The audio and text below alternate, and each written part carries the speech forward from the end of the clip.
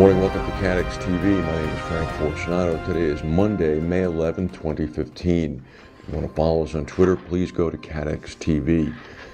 Severe weather struck the south central United States over the weekend, especially yesterday. At least 10 people are still unaccounted for after a tornado touched down in the Texas town of Van. According to the county fire marshal, about 26 people were brought to hospitals by emergency personnel. This area is about 70 miles southeast of Dallas. They're looking at the area today. They're confirming that a major tornado indeed did strike.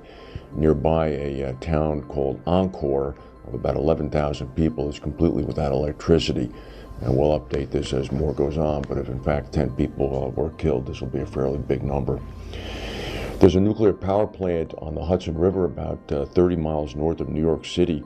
It's called the Indian Point Nuclear Power Plant. It's been there for a number of years, several decades in fact, much to the consternation of environmentalists.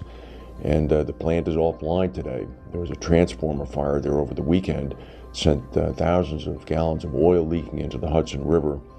According to the governor, there's no doubt that oil was discharged into the Hudson River. Exactly how much, we don't know. This is according to Andrew Cuomo. As of Monday morning, they are spotting oil slicks in the water.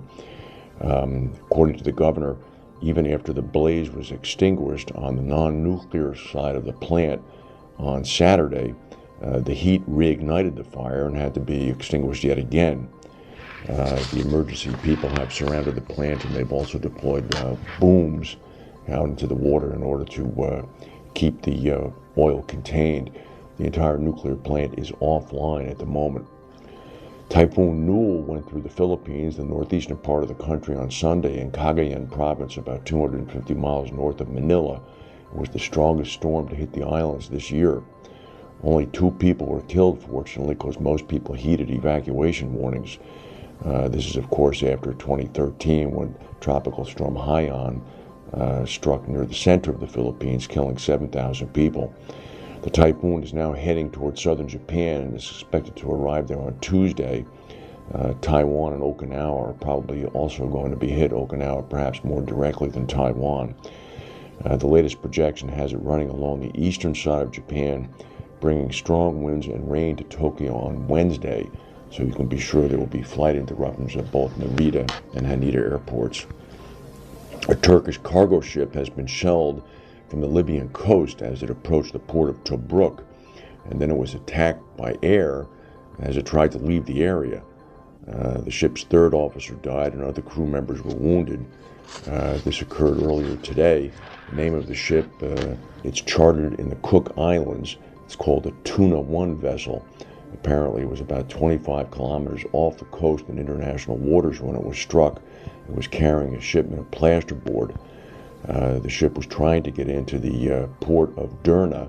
It had been warned by radio not to approach, but it continued to do so anyway. After the bombing and the shelling, it was ultimately towed into the port of Tobruk. There was a pretty significant spring snowstorm yesterday in Colorado on Mother's Day in the United States. It was a heavy, wet spring snow. The only sound that could be heard was the cracking of branches as they cracked under the weight of the snow. And cracking branches, of course, means down power lines as well as claims to homes and to cars. It also presents the possibility of flash flooding in the area. The American domestic insurance industry is mobilized for a severe spike in claims from that area. Industry loss aggregator Perils, which is based in Europe, is disclosing that its initial loss estimates for windstorms Mike and Nicholas in Europe that went through in March are coming out at about 853 million euros. This is about $900 million US. Most of the losses affect Germany, according to Eddie Held, who is the head of products at Perils. He said there are 2 distinct factors that are affecting this. First of all, it was relatively late in the European windstorm season, and secondly, in Germany in particular, virtually every part of the country sustained damaging wind gusts of about 50 miles per hour. The last time, according to Held, Germany experienced damaged winds across such a broad area was in 2007 when Kirill went through, which caused an awful lot of damage. Over the weekend, there was a crash of a transport plane in Spain shortly after takeoff from the airport in Seville. The transport plane was the Airbus 400M, which is the long-awaited transport plane that Airbus has been selling to European air forces. The plane went down, killing 4 crew members, all of whom were Spanish. It prompted Britain, Germany, and Malaysia to ground their fleets of Airbus 400s immediately. France said it would keep flying its planes. Airbus pledged to continue to resume flight testing as planned tomorrow. Meanwhile, Airbus's stock fell about 4% today in trading. The Airbus employees, all 38,000 of them, all 138,000 of them, observed a minute silence at midday today for the 4 people who lost their lives in the plane. The CEO, Thomas Ender, said that they remain committed to delivering a great plane, a great product to the Air Forces.